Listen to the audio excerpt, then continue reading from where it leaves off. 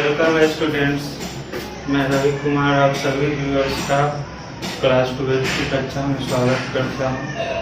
तो last class में हम लोग इलेक्ट्रिक प्लग्स के विषय में पढ़े और उससे पहले थोड़ा सा कंपोनेंट वगैरह निकालना सीखे थे।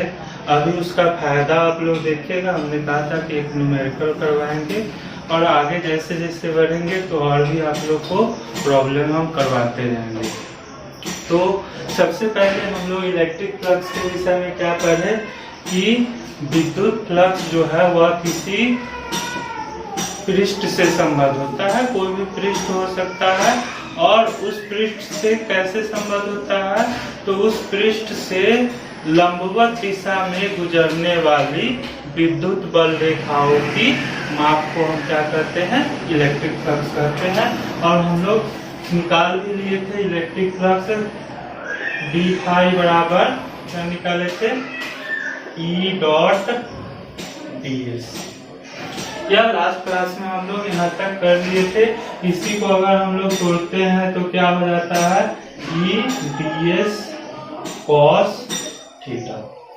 तो यहाँ तक हम लोग चर्चा कर लिए हैं। इलेक्ट्रिक फ्लक्स को समझना एकदम इम्पोर्टेंट है।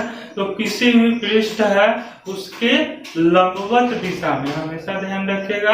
और लंबवत दिशा का मतलब क्या हुआ कि उस पृष्ठ को आप एरिया वेक्टर मान के चल रहे हैं, क्योंकि एरिया वेक्टर की भी दिशा बता क्या होता है, तो उस पृष्ठ पे अभिलंब। जैसे बोर्ड का बताए थे तो बोर्ड पे अभिलंब यह आपका मार्कर है, तो यह दिशा बोर्ड के एरिया वेक्टर की दिशा है। तो इलेक्ट्रिक फील्ड तो किसी भी डायरेक्शन में हो सकता है।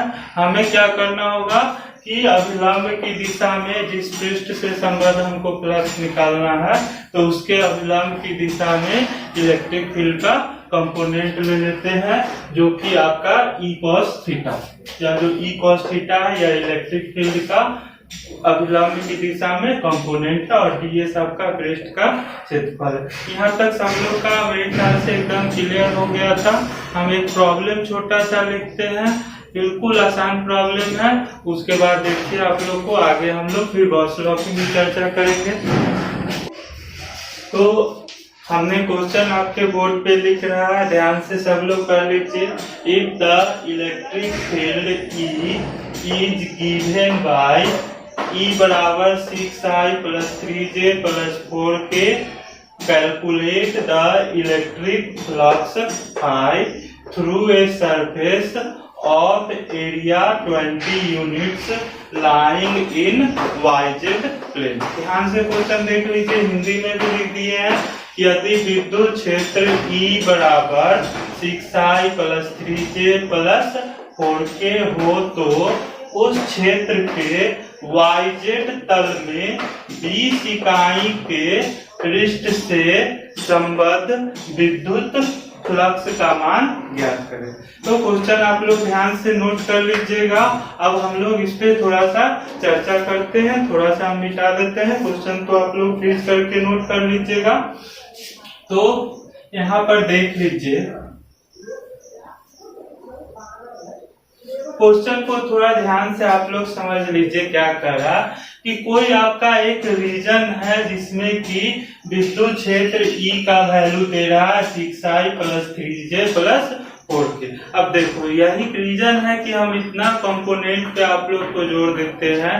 कंपोनेंट हम किसी भी टॉपिक में कंपोनेंट वेक्टर को ले आते हैं। तो यहाँ पे इलेक्ट्रिक फील्ड किस फॉर्म में आपको दे रहा है, कंपोनेंट के फॉर्म में दे रहा है कि एक्स एक्सिस का डायरेक्शन क्या हुआ, यूनिट वेक्टर आई, तो एक्स एक्सिस के लंब 6 इकाई है, वाई एक्सिस का डायरेक्शन जे है उसके लंब 3 इकाई है, और जेड एक्सिस का डायरेक्शन या यूनिट वेक्टर के है उसके लंब 4 इकाई है। तो ई का वैल्यू आपको दे रहा है कितना, 6i plus 3j plus 4k। और देखिए यह क्वेश्चन एकदम बेसिक लेवल का आपको क्वेश्चन है और लगभग एग्जाम में आपको पूछते रहता है। केवल आपका कॉन्सेप्ट चेक करना चाहता है। तो इलेक्ट्रिक फील्ड ही आपको पता ही है, ठीक है। और जो आपका एरिया है उसका मैग्नीट्यूड कितना दे दिया है, 20 यूनिट ध्यान दीजिए। तो यह जो 20 यूनिट है, ठीक है, तो हम आपको एरिया वेक्टर का काफी डिटेल में चर्चा किए थे। कहते कि जैसे यह बोर्ड ही है मान लीजिए, तो यह अगर बोर्ड का एरिया कितना दे रहा है 20 यूनिट है, यानी बोर्ड का क्षेत्रफल आपको 20 यूनिट दे दिया। लेकिन इसको वेक्टर बनाने के लिए हमको क्या चाहिए था, डायरेक्शन चाहिए था। और डायरेक्शन एरिया वेक्टर क्या क्या होता है, तो उस पे अभिलंब की दिशा में होता है, यानी इस पे जो परपेंडिकुलर डाल दिए, यह अभिलंब का जो दिशा होगा वही एरिया वेक्टर का दिशा होगा। तो अगर इसको आप ध्यान से देखिए कि अगर इसको एक्स एक्सिस मानते, इसको वाई एक्सिस मानते, यानी लंबाई एक्स एक्सिस के लॉन्ग, चौड़ाई वाई एक्सिस के लॉन्ग, तो यह प्लेन क्या कहलाता, एक्स वाई प्लेन कहलाता। अगर यह अगर आपका एक्स एक्सिस होता, यह वाई एक्सिस होता, तो यह बोर्ड किस तल में कहा जाता, एक्स वाई तल में कहा जाता। तब इस बोर्ड का डायरेक्शन क्या हो जाता, जेड एक्सिस के लॉन्ग हो जाता है, यही ना नॉर्मल है। तो जेड एक्सिस के लॉन्ग हो जाता है, इसके लिए यूनिट वेक्टर क्या लेते, के लेते। लेकिन यहाँ पे क्वेश्चन क्या कर रहा कि यह तल आपका किस प्लेन में है, वाई जेड प्लेन में। मतलब कि बोर्ड जो है वह आपका इस तरह से अगर एक्स एक्सिस माने, वाई एक्सिस माने, तो बोर्ड तो एक्स वाई प्लेन में है। लेकिन क्वेश्चन क्या कर रहा है कि बोर्ड आपका क्या है, वाई जेड तल में है। तो अगर इसको आप मान लेते हैं जेड एक्सिस, तो वाई जेड तल का मतलब क्या हो गया कि एक भुजा बोर्ड का वाई प्लेन में और दूसरा जेड प्लेन में है। बोर्ड आपका किस तरह से है, इस तरह से है, मेरे हथेली की तरह रखा हुआ है। और उस केस में अगर इस पे लंब डालेंगे तो उसका दिशा किधर जा रहा है, देख लीजिए सब लोग ध्यान से। अगर इस तरह से बोर्ड आपका रखा हुआ है इस तरह से, ठीक है, तो अगर यह वाई एक्सिस है आपका और अंगूठा जेड एक्सिस है, ध्यान से देखिए, यह वाई एक्सिस के लॉन्ग अंगुली है, अंगूठा हमारा जेड एक्सिस के लॉन्ग है। अगर इस पे नॉर्मल डालेंगे किधर जा रहा है, एक्स एक्सिस के लॉन्ग जा रहा है। और एक्स एक्सिस के लिए यूनिट वेक्टर क्या लेते हैं, आई लेते हैं। तो यहाँ पे जो आपका एरिया वेक्टर डीएस है, वह कैसे लिखेगा एरिया वेक्टर डीएस को, तो सबसे पहले मैग्नीट्यूड आपका दे रहा है कितना, 20 यूनिट दे रहा है, और इसका डायरेक्शन आपको देना है। तो यह जो डीएस तल है यह किस तल में रखा गया है, वाई जेड तल में रखा गया है। मतलब अगर वाई एक्सिस आपका ऊपर की ओर है, ठीक है, तो ऑब्वियस है जेड एक्सिस इस तरह से आएगा कलम की तरह से। तो इस तरह से आपका बोर्ड रखा हुआ है या तल रखा गया, हथेली इस तरह से। अब इस तल पर जब भी लंब डालेंगे तो आउटवर्ड नॉर्मल देखिए किधर जा रहा है, एक्स एक्सिस के लंब जा रहा है। तो ऐसे भी डाल लीजिए कि अगर वाई जेड तल है तो उसका लंब किधर जाएगा, तो बचा कौन, एक्स एक्सिस बचा, तो एक्स एक्सिस के लंब जाएगा। और एक्स एक्सिस के लिए यूनिट वेक्टर क्या लेते हैं, आई लेते हैं। तो यह जो डीएस आपका तल है या सरफेस है, इसको वेक्टर के फॉर्म में अगर लिखेगा तो इसका मैग्नीट्यूड क्वेश्चन में दे रहा है 20, लेकिन मेन आपको इसका डायरेक्शन तलाश करना था। तो अगर प्लेन आपका वाई जेड तल में था, इस तरह से अगर था, अंगुली आपका वाई एक्सिस के लंब जा रहा है, अंगूठा जेड एक्सिस के लंब जा रहा है, इस पे लंब डालेंगे वह किधर जा रहा है, एक्स एक्सिस के लंब जा रहा है, और उसके लिए यूनिट वेक्टर क्या होता है, आई होता है। तो अब यहाँ एकदम क्लियर हो गया आप लोग को कि इलेक्ट्रिक फील्ड का मान क्वेश्चन में दे ही दिया वेक्टर के फॉर्म में 6i + 3j + 4k, और एरिया वेक्टर जो है डीएस वो आपने निकाल लिया 20i। अब कुछ नहीं करना है, सबको पता है इलेक्ट्रिक फ्लक्स क्या होता है। तो इलेक्ट्रिक फ्लक्स का वैल्यू होता है I = E.ds। क्लियर है, I = E.ds। तो E के जगह पे आपको पता है क्वेश्चन से लिख दीजिएगा 6i + 3j + 4k और डॉट, और ds आपका क्या है 20i। अभी आपने निकाला ds का मान। अब देखो लास्ट क्लास में ही चर्चा कर दिए थे, अब 20i है और 6i, तो 20i गुने 6i क्या हो जाएगा, तो क्या 20i डॉट 6i और प्लस फिर 20i डॉट 3j। जानबूझ के हम थोड़ा सा लिख रहे हैं, ऐसे तो एक ही स्टेप में यह हो जाएगा। और फिर 20i डॉट 40, इसको तोड़ दिए तो आपको बताया थे i डॉट i क्या हो जाएगा, 1 हो जाएगा, क्योंकि दोनों i सेम दिशा में होगा, cos 0 वहां पे लेना होगा। जबकि बाकी i dot j i dot k सब में क्या होगा, तो एंगल 90 डिग्री होगा। देख लीजिएगा पिछला वीडियो अच्छा से शुरुआत में ही क्लियर किए हैं। तो यह भी 0 हो गया, यह भी 0 हो गया। बचा क्या आपको, तो 20 छक 120 और i डॉट i 1, यानी कि इलेक्ट्रिक फ्लक्स का मान कितना हो गया, 120 यूनिट या इकाई। यही आपका आंसर हो गया। एक बार अच्छा से सब लोग फिर से देख लीजिए, कंसेप्चुअल क्वेश्चन है, बेसिक लेवल का क्वेश्चन है। तो आपको कह रहा था कि किसी रीजन में विद्युत क्षेत्र E का मान है 6i plus 3j plus 4k, और उसी रीजन में एक सरफेस रख दिया है, एरिया रखा है, जिसका क्षेत्रफल आपको दे रहा है कितना, 20 इकाई है। ठीक है, तो क्षेत्रफल यानी मैग्नीट्यूड तो दे रहा है, और वह कैसे रखा गया है, YZ प्लेन में रखा गया है। तो आपका अगर हम कहे थे कि अगर या आप x एक्सिस ये इसको मान रहे हैं, y एक्सिस इसको मान रहा है, तो z एक्सिस हमेशा कैसे दिखाते हैं, डॉटेड लाइन से, यानी क्या x y और z तीनों क्या है, एक दूसरे पे लंब है। तो z एक्सिस आपका कैसे हो गया, इस तरह से मार्कर की दिशा में बाहर आ गया। तो यह बोर्ड का प्लेन अगर कहेंगे तो बोर्ड किस प्लेन में है, तो x और y, यानी बोर्ड किस प्लेन में है, x y प्लेन में। तो बोर्ड का दिशा, एरिया वेक्टर का दिशा क्या हो रहा है, z एक्सिस की ओर हो रहा है, इसके लिए यूनिट वेक्टर k लेना होगा। तो अगर yz के जगह x y प्लेन रहता तब एरिया वेक्टर का दिशा किसकी ओर होता, z एक्सिस की ओर होता, वहां पे यूनिट वेक्टर k लिखते, i के जगह पे k लिखते। लेकिन यह कह रहा है कि वह जो एरिया है वह कैसे है, yz प्लेन में है, तो y प्लेन लेना होगा और z। तो मान लो कि यह उंगली आपका y प्लेन में चला गया, या अंगूठा आपका z एक्सिस की ओर जा रहा, तो इस तरह से आपका प्लेन बन रहा है। अब इस पे अगर लंब डालिएगा, देखो किधर जा रहा है लंब किधर जा रहा है, x एक्सिस के लंब जा रहा है, x एक्सिस का डायरेक्शन क्या है, i है। तो एरिया वेक्टर आपका 20 यूनिट था, वह हो गया ds बराबर 20i। और इलेक्ट्रिक फ्लक्स आप लोग अच्छा से परिभाषा पढ़ लिए, फाई बराबर क्या होता है, E डॉट ds होता है। तो इसी से हम लोग निकाल लिए, E का value 6i plus 3j plus 4k रख दिए, ds का मान 20i निकाल लिए। आपको पता है डॉट प्रोडक्ट में i डॉट i क्या हो जाएगा, 1 हो जाएगा, बाकी i dot j 0, i dot k 0। तो ये भी 0 हो गया, ये भी 0 हो गया, केवल बढ़ता आपका 120 इकाई। तो अच्छा से आप लोग इसको देख लीजिए, समझ लीजिए। इसके बाद हम लोग चर्चा करेंगे कि विद्युत फ्लक्स का मात्रक। ठीक है, तो हम मात्रक लिखा भी दिए थे, अभी उसको निकाल के भी बता देते हैं आप लोग को। तो पहले इसको अच्छा से आप लोग नोट कर लीजिए। तो अब मान लीजिए कि हमको इलेक्ट्रिक फ्लक्स का यूनिट निकालना है, मात्रक निकालना है। सबको पता है फाई बराबर क्या होता है, E डॉट ds, या इसको लिख देते हैं E ds cos थीटा। तो फाई का मात्रक कहाँ से मिलेगा हमको, E और ds से मिलेगा, cos थीटा तो मात्रक विहीन है।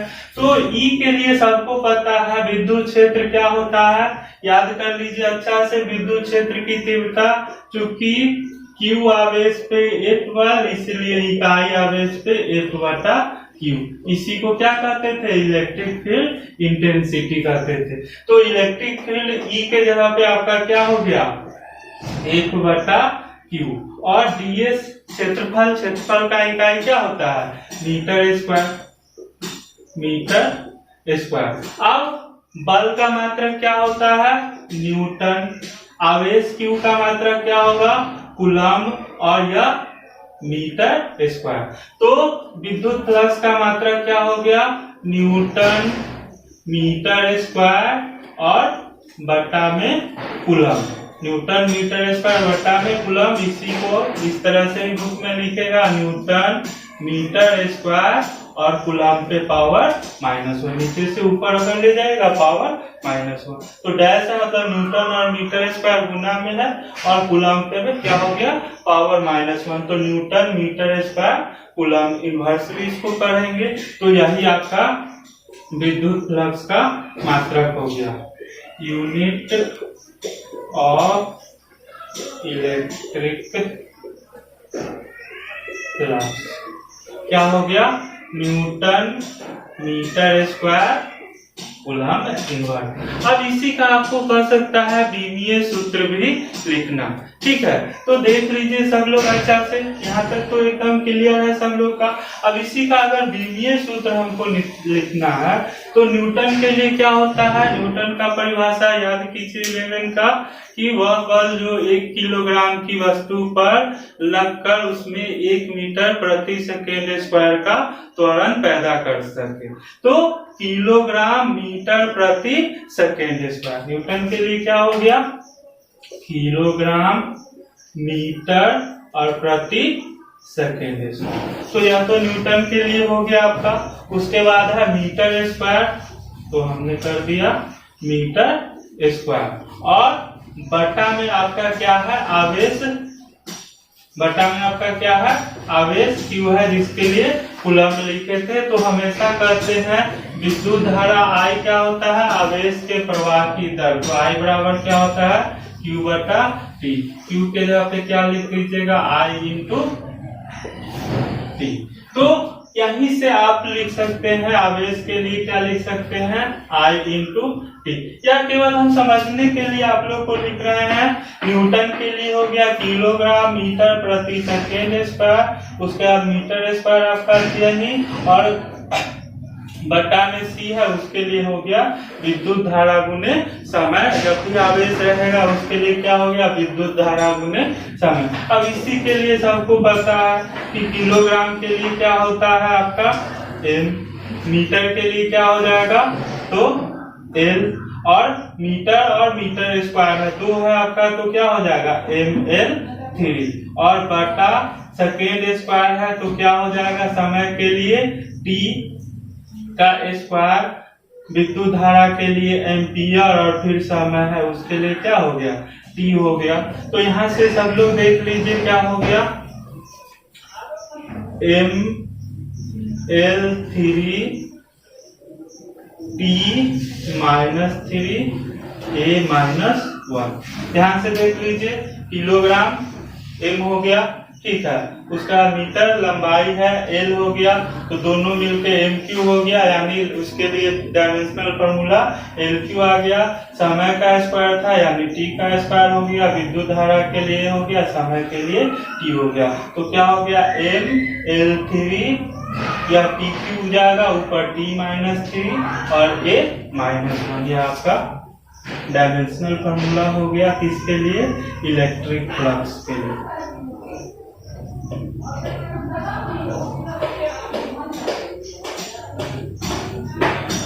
तो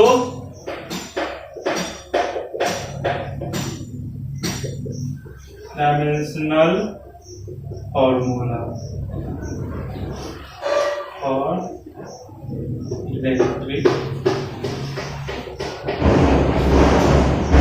तो नोट कर लीजिएगा आप लोग, इम्पोर्टेंट है यह भी।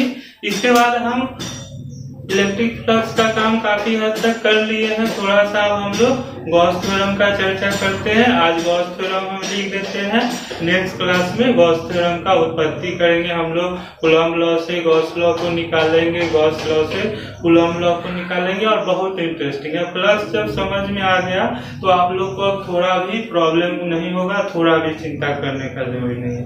तो हम गॉस लॉ आपको लिख देते हैं।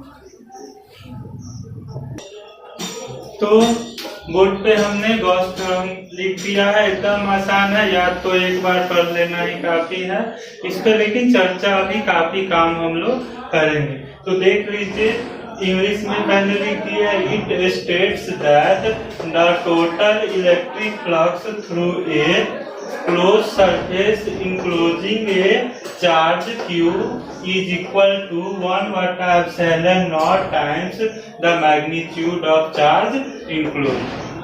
हिंदी में भी लिख दिए हैं, किसी बंद पृष्ठ से होकर गुजरने वाला संपूर्ण विद्युत फ्लक्स I उस पृष्ठ द्वारा परिबद्ध कुल आवेश Q का 1/ε0 गुना होता है। यहाँ ε0 निर्वात अथवा वायु की विद्युतशीलता है।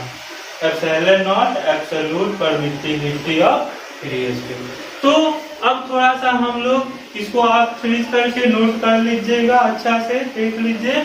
तो थोड़ा सा चर्चा करते हैं कि कह क्या रहा है। यहाँ पे कह रहा है कि किसी बंद पृष्ठ से। तो सबसे पहले आपको समझना है कि बंद पृष्ठ किसको कहेंगे। तो वह जैसे कि आपका कमरा है मान लो, तो चारों ओर से बंद है, या कोई गोला है, स्फीयर है, तो वह क्या है, चारों ओर से बंद है।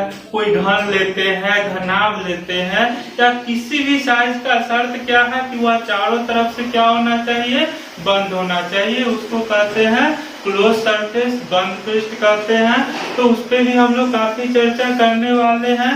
यहाँ पे पहले इसको कंप्लीट कर लेते हैं कि मान लीजिए कि आपके पास कोई सरफेस है, बंद पृष्ठ है, इस क्लोज्ड सरफेस मान लेते हैं। कोई आपके पास बंद पृष्ठ है या स्फीयर लिए और कोई दूसरा से भी ले सकते हैं। और इसके अंदर मान लीजिए कि टोटल चार्ज हो सकता है यहाँ पे Q1, Q2, Q3 -2 कूलम दे दे, +3 कूलम दे दे, -5 कूलम दे दे। तो यह Q जो लिख रहे हैं यह आपका नेट आवेश है, यानी सबका रिजल्टेंट जोड़ के आवेश अदिश राशि है। आप साधारण बीजगणित के नियम से जोड़ घटाव कर सकते हैं। तो अगर कोई बंद पृष्ठ है और उसके अंदर आपका आवेश Q है, तो इस पृष्ठ से गुजरने वाला संपूर्ण विद्युत फ्लक्स, टोटल आउटवर्ड फ्लक्स, यानी फ्लक्स जो कि इससे बाहर की ओर निकल रहा हो, तो वह फाई बराबर होता है Q/ε0। यही आपका गॉस का थ्योरम है। तो केवल आप अगर याद रखेगा फाई बराबर Q/ε0, तो गॉस लॉ कभी भी आप लोग नहीं भूलिएगा। फाई बराबर Q/ε0। इस पे काफी इंटरेस्टिंग प्रॉब्लम वगैरह भी करेंगे, कोशिश करते हैं एक प्रॉब्लम अभी आप लोग को करवाते हैं। प्रॉब्लम बनाइएगा, कंसेप्ट आपका क्लियर होते जाएगा। तो ज्यादा मौका नहीं है ऑनलाइन में हमको प्रॉब्लम करने का, लेकिन फिर भी हम अलग से भी प्रॉब्लम का क्लास डालेंगे। चैप्टर 1 का भी आप लोग का स्टडी मटेरियल तैयारी है, उसको भी अपलोड कर देंगे और डिस्कशन भी करेंगे। तो यहाँ पे पहले गॉस लॉ अच्छा से समझ लीजिए कि किसी बंद पृष्ठ के अंदर नेट आवेश का चर्चा कर रहा है, हमेशा ध्यान रखिएगा। और पृष्ठ के बाहर भी आपको दे सकता है कुछ चार्ज, उससे हमको मतलब नहीं है। पृष्ठ के अंदर का नेट आवेश जो होगा अगर Q है, तो इस पृष्ठ से होकर गुजरने वाला संपूर्ण विद्युत फ्लक्स, यानी कि जो बाहर की ओर, दो तरह का फ्लक्स होगा, एक इनवर्ड आउटवर्ड, दोनों जोड़िएगा तब तो 0 ही हो जाएगा। तो टोटल आउटवर्ड फ्लक्स जो बाहर की ओर निकल रहा है, वह फ्लक्स फाई बराबर क्या होगा, Q/ε0। यहाँ तक आप लोग अच्छा से नोट कर लीजिए। एक प्रॉब्लम कर लेते हैं, फिर हम लोग प्रॉब्लम इसको नोट कर लीजिएगा आप लोग ठीक से। एक सिंपल केस आपके सामने रखते हैं, थोड़ा सा और क्लियर हो जाएगा आप लोग का। मान लीजिए कि कोई इस तरह से आपके पास बंद पृष्ठ है, अंदर में यहाँ पे है +2 कूलम चार्ज, यहाँ पे -3 कूलम चार्ज, यहाँ पे +5 कूलम चार्ज, यहाँ पे 6 कूलम आवेश है, यहाँ पे -9 कूलम आवेश है, यहाँ पे +2 कूलम आवेश। इस तरह से आपका कोई आपका क्लोज सरफेस है।